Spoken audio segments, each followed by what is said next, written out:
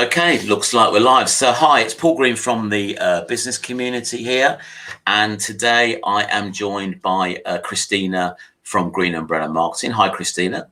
Hello.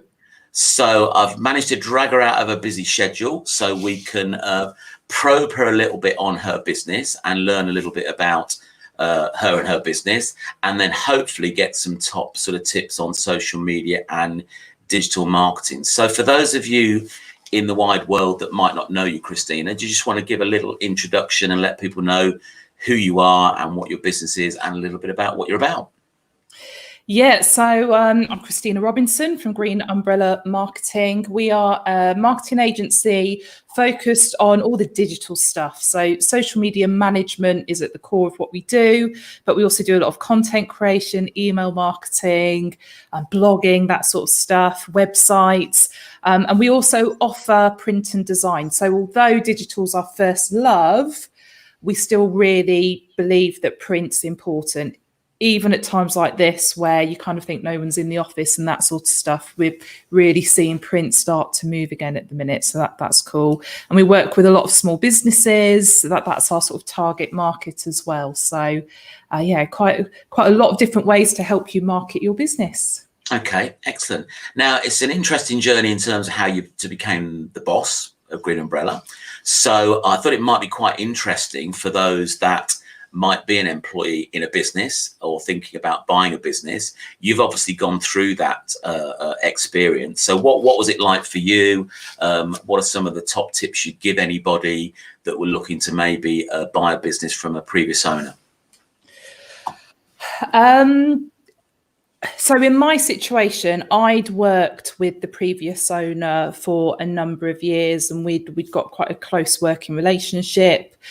So it was very difficult to kind of draw a line between the emotional and the commercial. Mm-hmm. So that would probably be like, something you really need to consider if you go through that sort of management buyout scenario. Obviously, it depends what your how things are to start off with. But I think that's really, really key. And then when you look at the figures, it's really, I'd say one of the mistakes possibly that I made. I knew the business so intricately that when I was looking at the figures, I was very much kind of like, well, I know this is going to happen, and I know that's going to happen, and I know the other's going to happen. And so kind of some of that purchasing decision is not made in the same way, I think, when you're, buying it from within. Mm-hmm. So you've got to be able to go to someone and, that is kind of cold, that doesn't know the business in the same way you do, present them with the figures, because essentially the only thing you've got to go on is what's happened to date, not what you believe is going to happen in the future. And I think if you were buying any other business, that's how you'd be thinking. But when you're in this sort of MBO scenario, you kind of get a bit hooked in. I think depending on which part of the relationship you are, whether you're buying, whether you're selling, you see the value of the business in a very different way, and that's always going to be the truth. But yeah, one of the toughest parts really were to keep kind of pulling out, almost taking out the foresight. And like I say, just kind of looking at things as cold, hard facts. So at what point on that journey did you realize that, you were going to buy the business? Because I don't know whether you came in as an employee thinking that was your ultimate goal or whether it evolved. So at what point did that sort of transition change? Absolutely. I came into the business as a freelancer initially. And that within a very short space of time, I became a full-time employee. Very, very dedicated to the business, and buying it was just not on the cards. It just wasn't, and I never imagined myself as a business owner. Yeah. And then I was having a conversation with the previous owner, and she'd been through, she'd sold a business previously and not had a fantastic experience, let's say. And she was like, if she sells again, she'd want to do it internally. Is that something I would ever be interested in? And at the time I kind of went, yeah. And in my head, I was thinking, that's never going to happen. I don't know. You're not special enough. what sort of a business owner would you be? But I was going, yeah, that sounds like something I'd want to do. And, and I was flattered, absolutely flattered by the question. But, a couple of years kind of passed and the business grew again.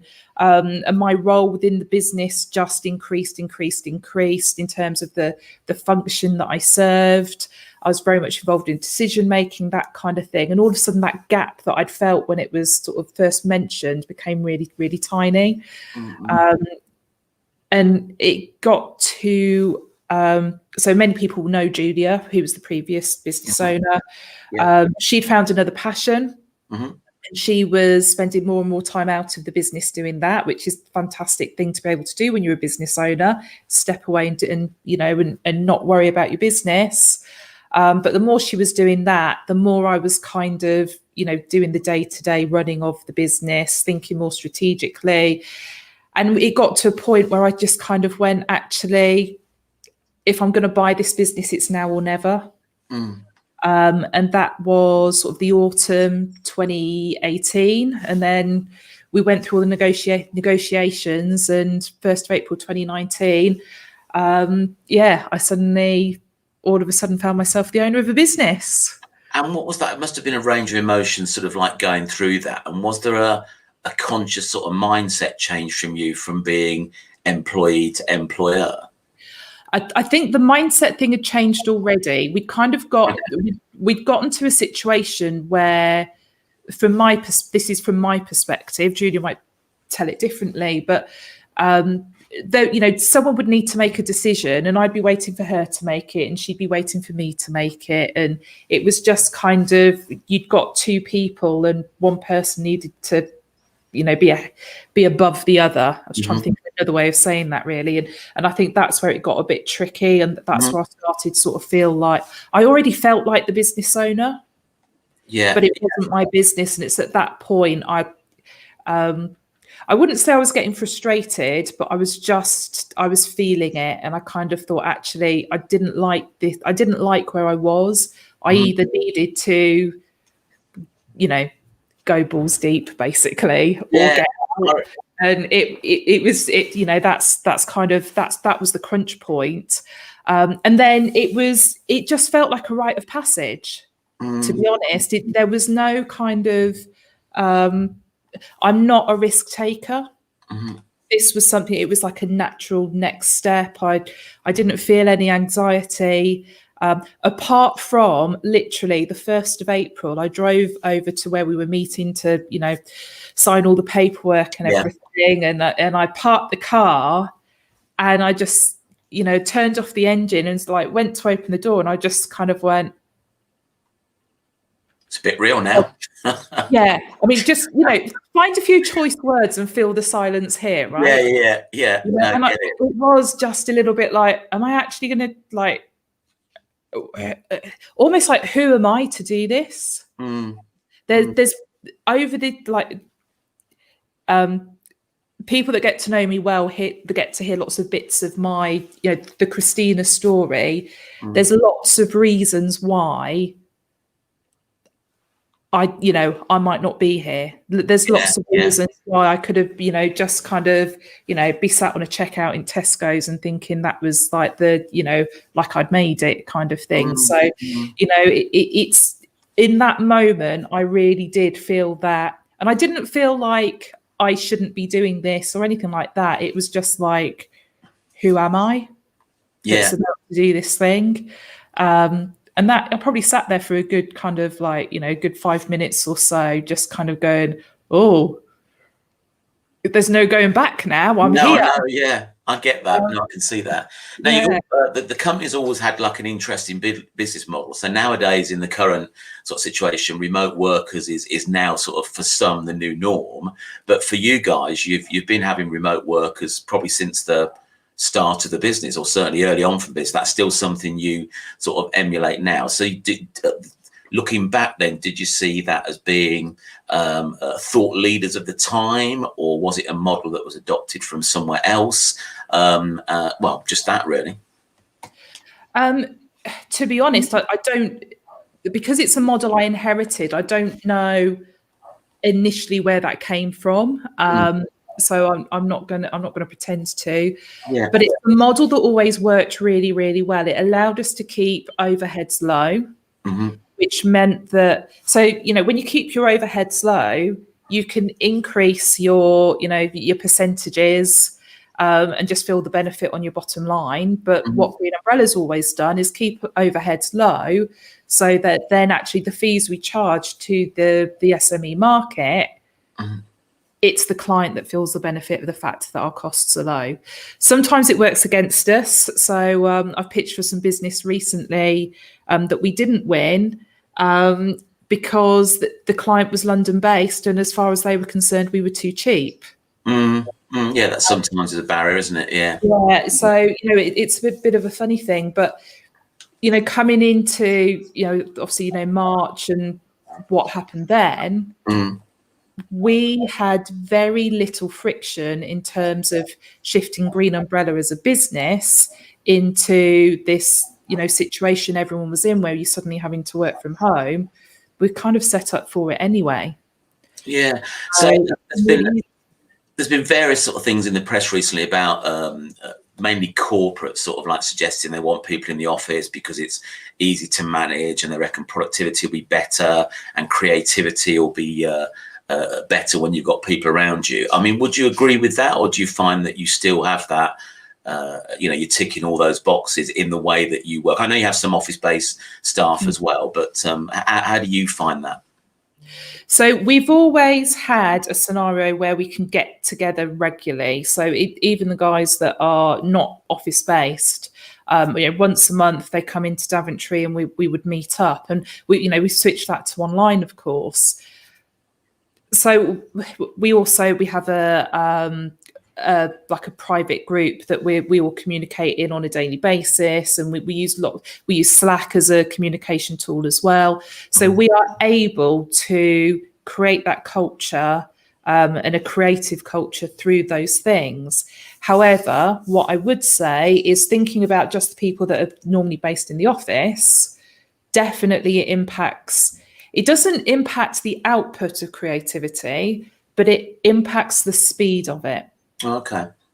Interesting. So, whereas Mark normally sits opposite me, I might be, walking behind him to get to the printer, and I happen to see something on his screen, and I was like, I don't like that shade of blue. We end up having a conversation, and all of a sudden it's just that someone else seeing something appear. Equally, he might be playing with things, and we see what's on his screen, and we're kind of going like, wow, that's amazing. But did you do that? Really? And he's kind of like, oh yeah, I'm wondering whether to do this or this with it. And we're like, no, leave it alone. It's brilliant. Yeah. No, I get that. But also problem solving, because sometimes, how would I explain this? So imagine you're getting really, really frustrated with something. You just can't work it out. When you're sat in a room of people, then you kind of go, oh, for God's sake, this just won't work. And someone leans over the desk and they go, oh, no, it's just that button there. And I can do that for you. And it's done. Whereas when you're working independently and you've got a problem, well, actually, then you need to arrange to So we were talking about some LinkedIn ads, and something wasn't quite working the way we wanted it to. Jane had to wait till there was a slot in my diary where we could set up a call to have the conversation.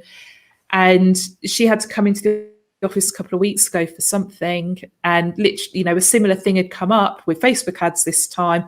And literally within about 15 minutes, we just had a very creative conversation. We'd come up with like 4 or 5 things that we needed to do to get over the hurdle we were experiencing, and it's like happy days. But I say, to not have that in the room contact, it's quite tricky. And the other thing as well, you imagine we're talking about Facebook ads. I start scrolling through my phone, trying to figure out what's going on and what's what, and trying to come up with the ideas. Well, just then it looked like I was tuned out of the conversation. Yeah. And and that there's a lot of blocks that you don't realize.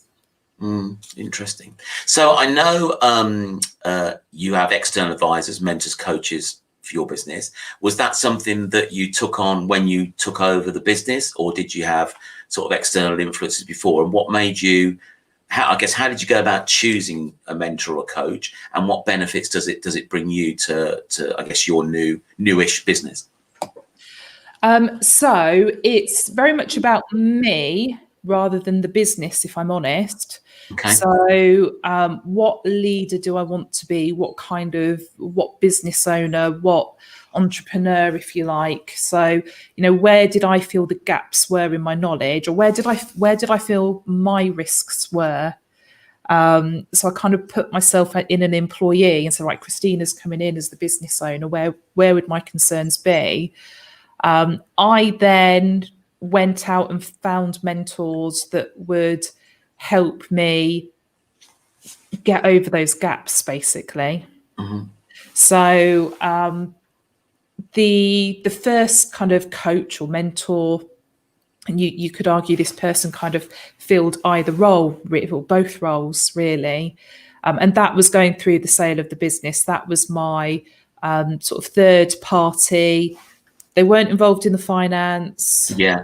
Like that, they knew that they knew me well. They'd worked with me for a few years. They'd bought and sold businesses, had failed businesses as well as successful businesses. So I think that's really important because it's not all shiny. Mm-hmm. Yeah, absolutely. So that person sort of helped me through all the decisions, and they had the foresight. Mm-hmm. And there were a couple of things that popped up that I needed to think about. How am I going to deal with these things and difficult conversations? So it was, I found someone that could help me with that stuff. More recently, I'm not a natural salesperson. When it comes to business, I didn't go to business school. I haven't got a business degree. I've never studied entrepreneurship. When it comes to reading the business books and stuff, I've only really done that for the last probably 3 years. Mm-hmm. So I felt from a business education perspective, it was almost like I was functioning at this level, but I have zero foundations. Mm-hmm. So what I needed was someone that would have the conversations with me here and call me out on the stuff that I didn't know, rather than assuming that I know stuff. Yeah. And somewhere I could go where I could go, someone's asked me this, I don't even know what it means. When you're looking at buying and selling a business and then someone suddenly mentions EBITDA and you're thinking, I don't know what that means. Yeah, I thought it was a radio station.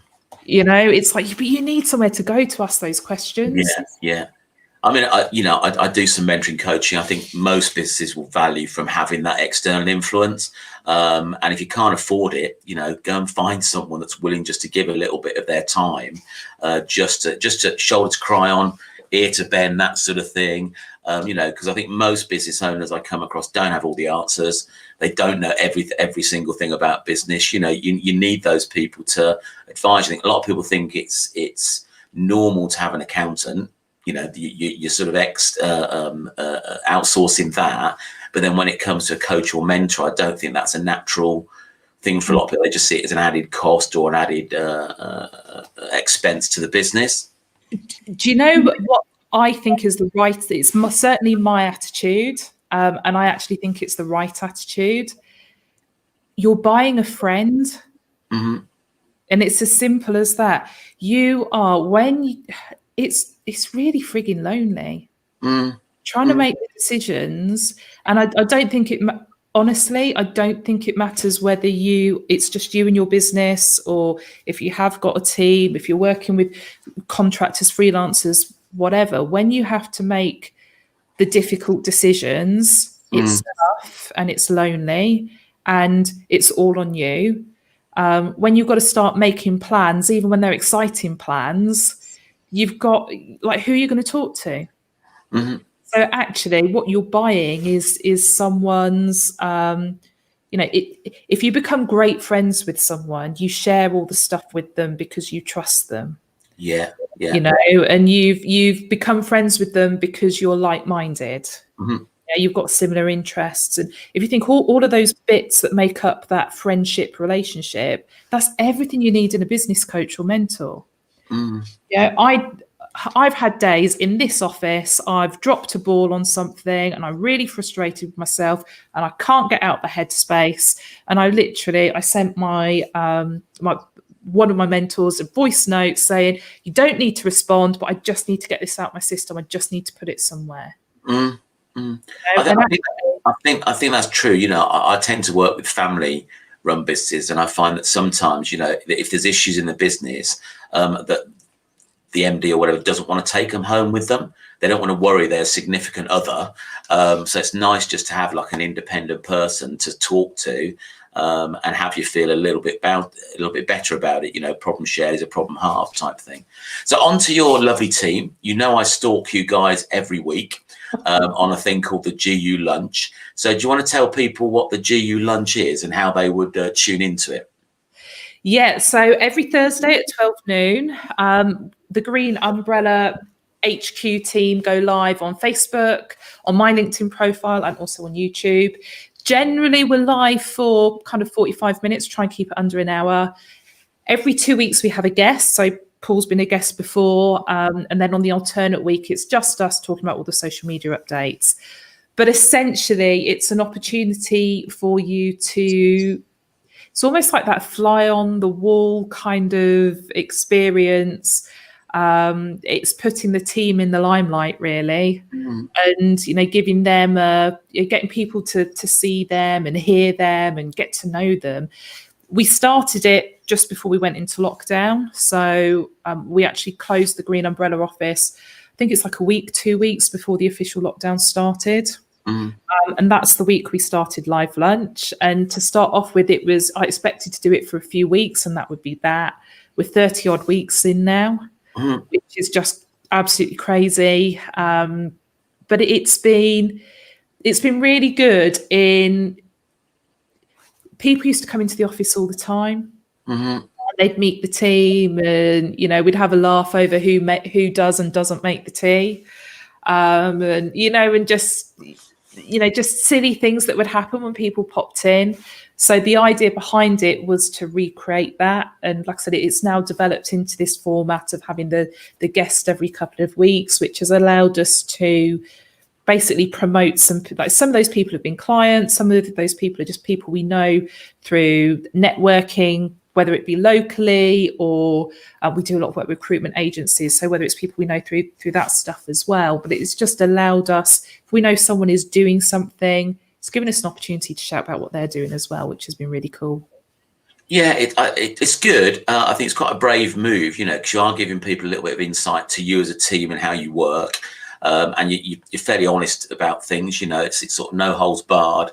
I rock up, you know, for me, it's quite nice just to rock up each week, just to, you know, in these silly times, you know, it's just nice to have a regular thing that you know is going to happen where, you know, I'm going to try and come up with a dad joke or something and make people laugh, you know, and hope I pop up on the screen because I've said something funny. But no, I think it's great insight to you as a team and how you work.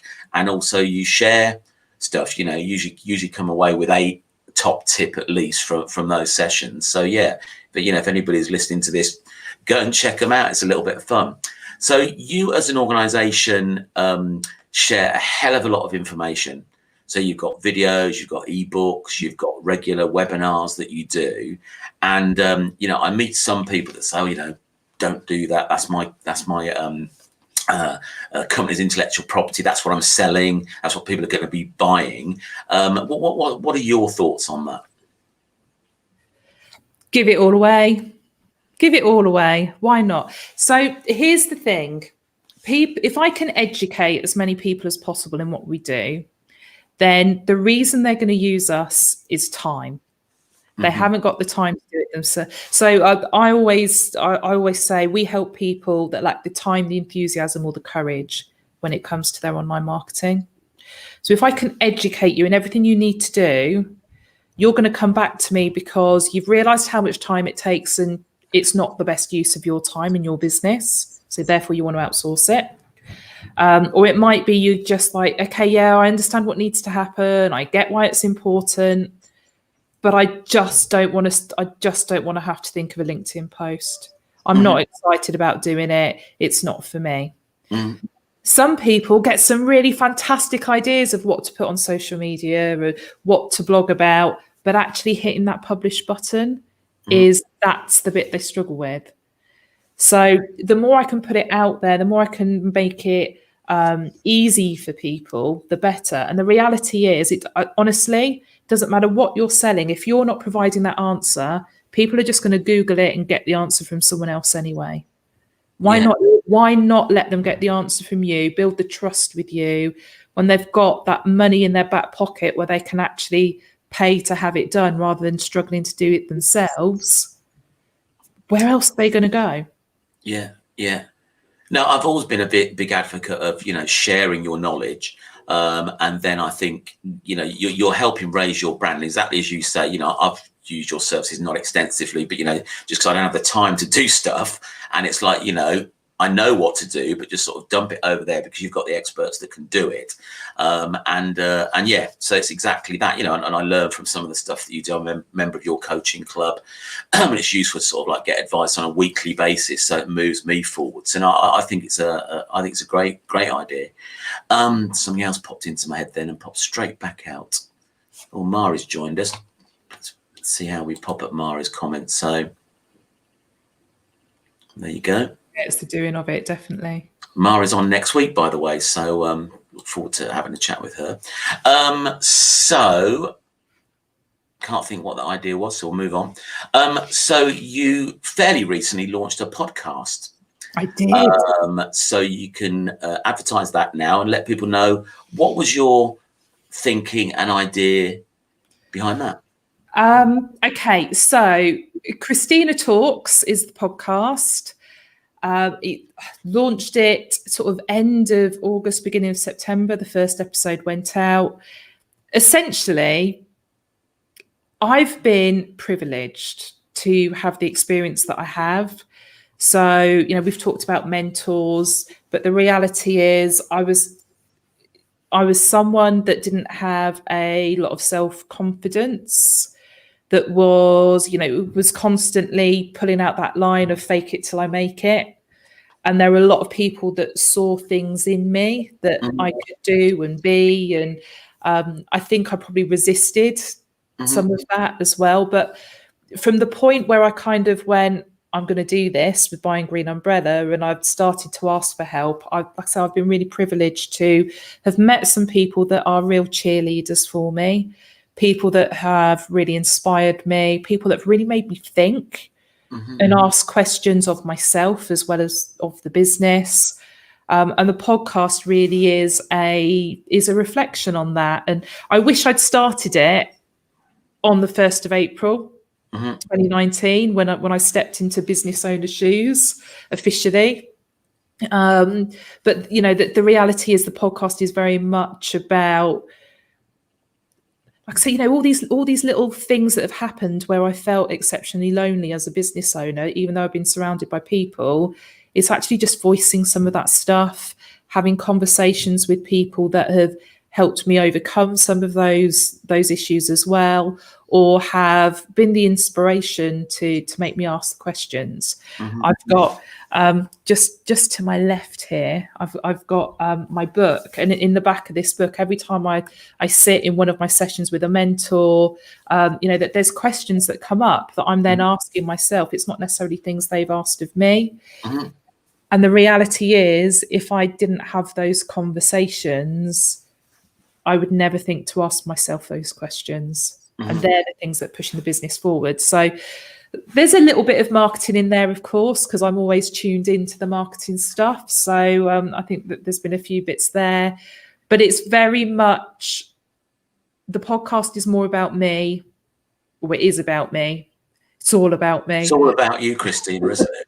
Yeah, it's not about Green Umbrella, and it's not about digital marketing. So it's just a slightly different insight. Yes, it's quite a nice blend of interviews, and every now and again you'll do a little bit of a leadership insight or a business insight, don't you? So it's so people can sort of like tune into that on the usual podcast channels, wherever they are. So listening to one of those podcasts, you mentioned the number 13. Yes. So for most people, I guess it's unlucky 13, but for you, 13, I guess, is your lucky number. So do you want to sort of like share, what the significance of 13 is for you? Okay, so my birthday is the 13th of February.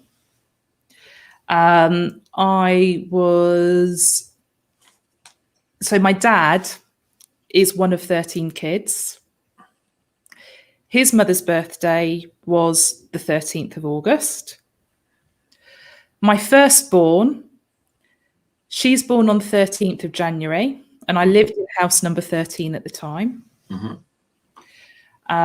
She was £7.13. My first job I ever had started on the 13th of the month. When I passed my driving test, that was on the 13th of the month.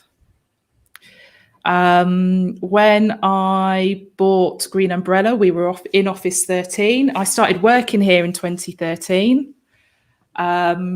There's just so many things. So to the point where we go and get a coffee in Costa, and they give you a little number for the table. It's always 13. Right. Always 13. In fact, it's quite, it's like, it gets posted on Instagram and stuff like that when it isn't. We went on a Segway, like you can do these team day outs. Yep. Segway riding. And, they just dish out the Segways. And the one I got, someone then said, like, look, and it was 13. Number 13. So it's just like, it's everywhere. It's just everywhere. It's really, really bizarre. And then what's funny is my second daughter, Isabella, who you've met better, haven't you? Yeah, Bella, yeah. So it's her birthday today, which is not the 13th, but it's the 3rd of November. So I still got my 1s and my 3s in there. Yes, it sort of counts, doesn't it? It sort of counts. I don't know whether superstitious is the right word. So, or let's say spiritual, that those sort of serendipity things. So do those feelings or views, I mean, people talk about fate and luck and stuff like that. Do you believe in that? And, does that contribute to your business or shape your business in any way? So from a spiritual context, nah. It's just coincidence, isn't it? It's just crazy coincidence that it just keeps popping up. That there are things that I've done and I've hung my hat on a 13 and it's not worked out. And, even like, the Grand National, I always, every year I place a bet on whatever's like, whichever horse is number 13. Yeah. Every year, apart from this year, every year. And I think there's maybe twice I've won, so it's kind of, there's times where you kind of go, oh yeah, 13, that's what it is. But yeah, I certainly don't, if I'm really, really stuck and I don't know which way to go and there's a 13 in it somewhere, that's probably the only time I use it. And that's because otherwise I wouldn't be able to make a decision. So what about luck in business? Some people sort of like say there's a lot of luck involved in business. What's your view on that? I'm a control freak, therefore I don't believe in luck. Let's put it that way. Like I say, I could sound very lucky to have met the people that I have at the points that I've met them over the last few years. There's a couple of people I met literally at the end of February that have been really, really supportive over the last few months. At events I almost didn't attend. So, you could tell, it was lucky that I went and blah, blah, blah. Well, actually, no, it was a conscious decision that I went and I knew who I'd be seeing at those events. And I think that, like I say, I prefer, rather than saying I'm lucky to have met people, I think I've been privileged is probably a better way of doing it and, of describing it really. But in terms of luck in business, yeah, we make conscious decisions. Sometimes we're right, sometimes we're wrong. If the decision you made turned out to be to have the best possible outcome, there was some insight in that decision making. Yeah. No, interesting. I know people have different views on it, different perspectives, but hey. So at the time of recording, frustratingly, we're about to go into another lockdown. is there anything you're doing differently with your business? I know it's only going to be for 4 weeks, hopefully. Is there anything you're doing different with your business as a result of that? Or have you pretty much sort of like stayed the same since, you know, the last sort of like lockdown or when we started the last one? Yeah, we've stayed the same, to be honest. So over the last 48 hours, I've had really, really mixed feelings about it. Yes, I'm not going to lie. Yesterday, I was really grumpy. I was a horrible person to be around yesterday. Good job we didn't do this yesterday then. And I think it's because considering things on Sunday, I was right. Okay, so who in my client base do I need to be concerned about? And my feeling was that everyone either has or should have already have done everything they need to do. We're not going back to mid-March with this lockdown. We're going back to kind of June, July time when things started moving again. Well, at that point, things had already started to move again. So actually, this isn't like a major step backwards. It's just a case from a business perspective. So to be clear, from a business perspective, because I understand, personally, there are going to be difficulties, but purely thinking business, the only thing really is that people that have gone back into their offices already are going to have to go back home again. Yeah. And again, I am excluding the hospitality stuff from that, of course, and the pubs and the restaurants. That's a different. Like I say, hospitality and events are two sectors that this is going to be horrendous for. And I'm constantly checking BBC News to see if my mate Rishi's been out with anything to say. Because I think I'm hoping there will be some announcements, certainly within the next 7 days, of help, certainly for those sectors, if not for more people. Yeah. But probably the only thing I'm doing differently is I've already got involved in a couple of initiatives that are, how can we help the people that really are going to struggle now? And it's not, we were already doing stuff to help people, extra webinars and, all sorts of, obviously we offered 100 free places to the coaching club for a period of time up until the end of September. So, we did things to support our community, support people in our database, essentially, because that was an easy, we can't help everyone. How can we help the people that have been loyal to us? Yeah, absolutely. Yeah. That's what we did. And like I said, this time there's a couple of initiatives that I've gotten involved with. One is with South Northants Council. So you'll start to see some noise about that this week. But from Monday the 9th of November, so next Monday, we're doing a series of webinars with them that is it's going to help retailers, local businesses take their business online. So especially in the run up to Christmas as well, it's very much focused on that. So that's going to help people on a local footing.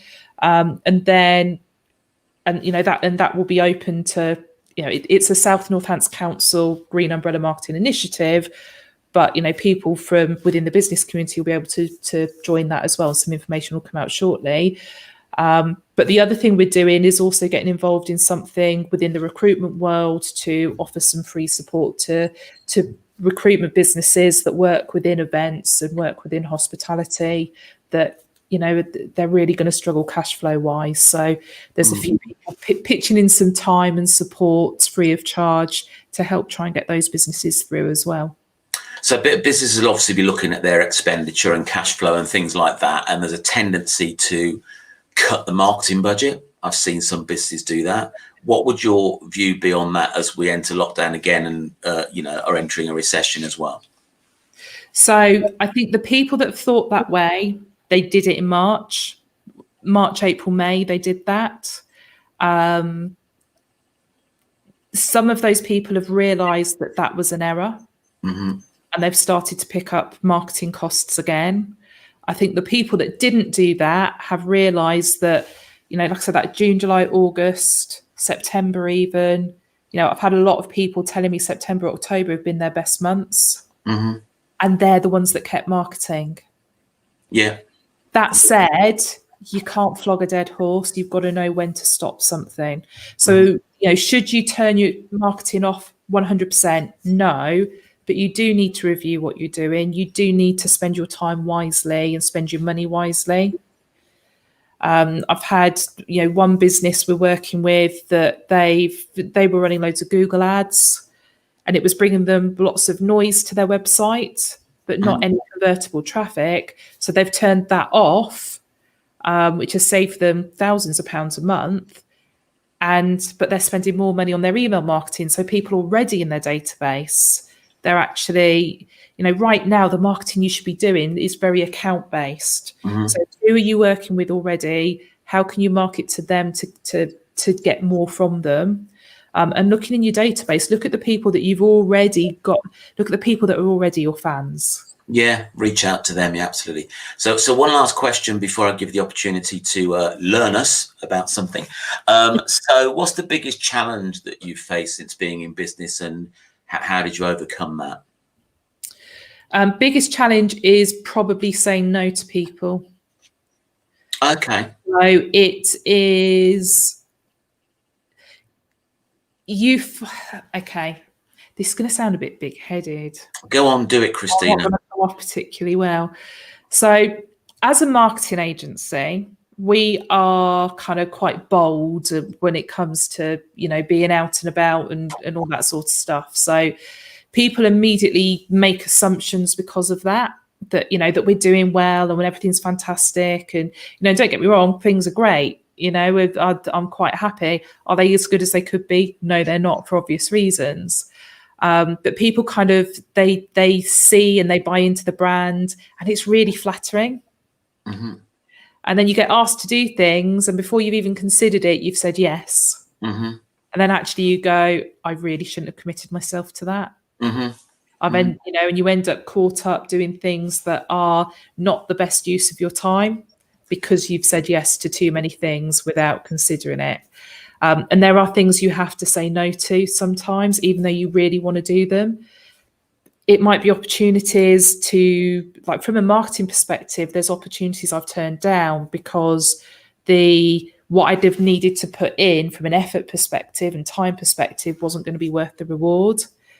Equally, there have been people that have wanted to come and use our services that I know we can't deliver for because of what they're selling or the way their business works, or maybe I just didn't gel particularly well with that business owner, and I just couldn't see that we would ever be able to maybe I didn't believe in their business. Even in that situation, it's really hard to say no to someone, to turn that business away. And especially when things are tight and everyone's looking at, if we want to protect our bottom lines, we've got to have the revenue. Yeah, it's a tricky one, particularly if you're new to business or facing, cash flow issues now, to turn business away. But I think, looking at a more strategic view, if you've got your ideal client, you know who you want, you know how you can best deliver, then, it's really focused on them. Because, I hear it time and time again, that people regret taking on certain clients. They're usually the one that pay the least and give the most aggro. And then it's harder to get rid of them, going forward.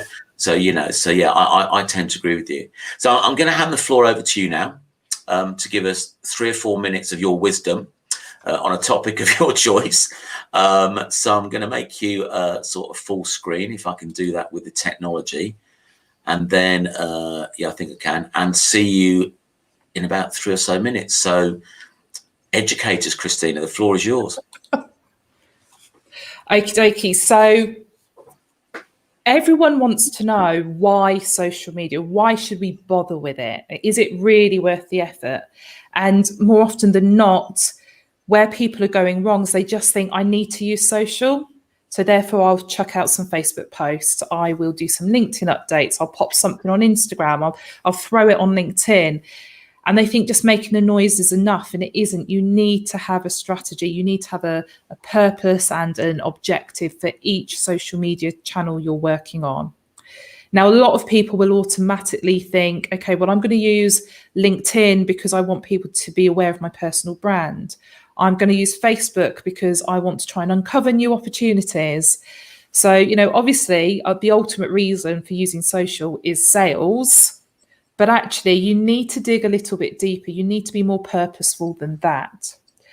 So there are three things that I think probably every business, as well as the brand awareness, as well as the uncovering new opportunities, there's probably a third objective that most businesses would want to choose, and it's one of these next three.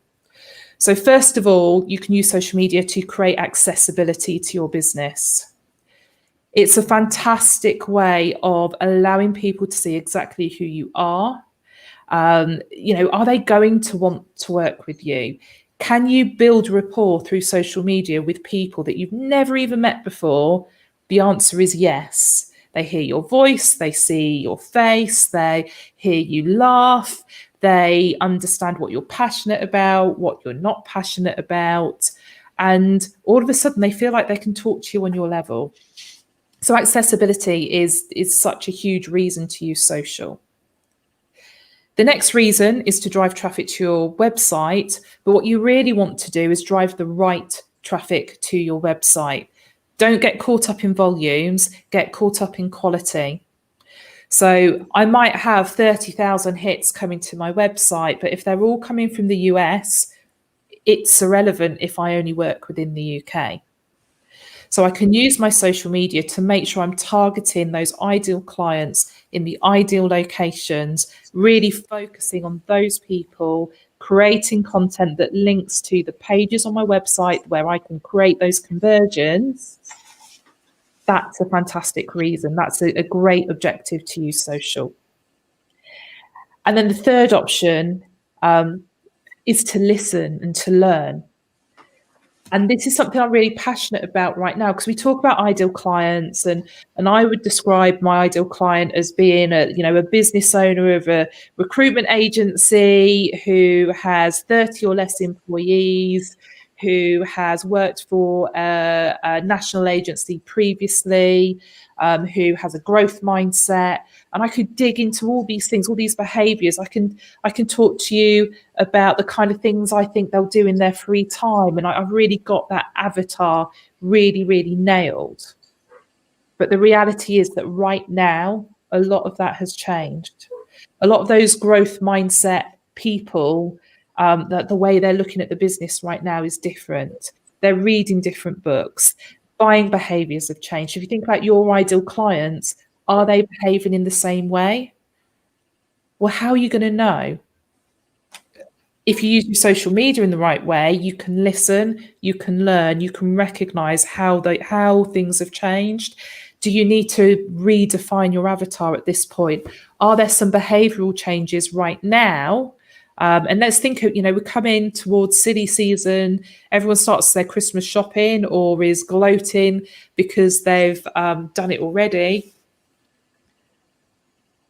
But when you think about buying behavior, if we go back a few years, everybody would have been, going to the high street, going to the, your John Lewis, your Debenhams and all those kinds of stores. Right now, forget that. Everyone's going online. That's where people want to do the shopping. Amazon share prices have skyrocketed because there's so much happening there. That's because buyer behavior has changed. So if there are behaviors within your ideal client, using social is a fantastic way to listen to them and to learn about them. So like I said, why use social media? Be really clear on what you want to get out of it, and try and really, really focus on each social media channel you're going to use. Make sure you're picking the right social media channels for your business and setting some really clear objectives for each one. Okay, that's excellent. Thanks for that, Christina. I appreciate that. I'll just see if there are any questions for anybody. Technology is a wonderful thing. So if anybody's listening, do you have any questions for Christina? Now's the time to pop it in the comments on whatever platform you're on, and I'm sure she'll be happy to answer them. So I'll give that a little while to permeate through. So if you were to give one top tip for a business owner, what would that be? Don't be alone. don't think you have to know everything. You know, it's I think people expect you to have all the answers. And actually, most of us don't. And the more you talk to other people, the more you go out and say, right, this thing's come up and I just don't know what to do, the more you realize that actually there's very few business owners out there that do have all the answers. What there is, though, is by asking those questions, you're able to surround yourself with almost like a circle of accountability.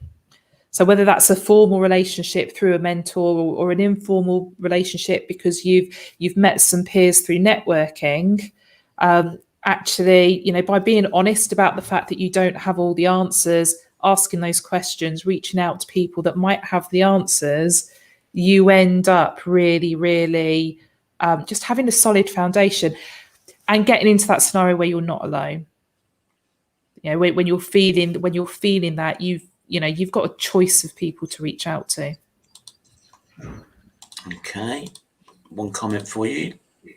There you go. Mari's stalking you today, I think. You'll have to stalk her next week. So thanks for that.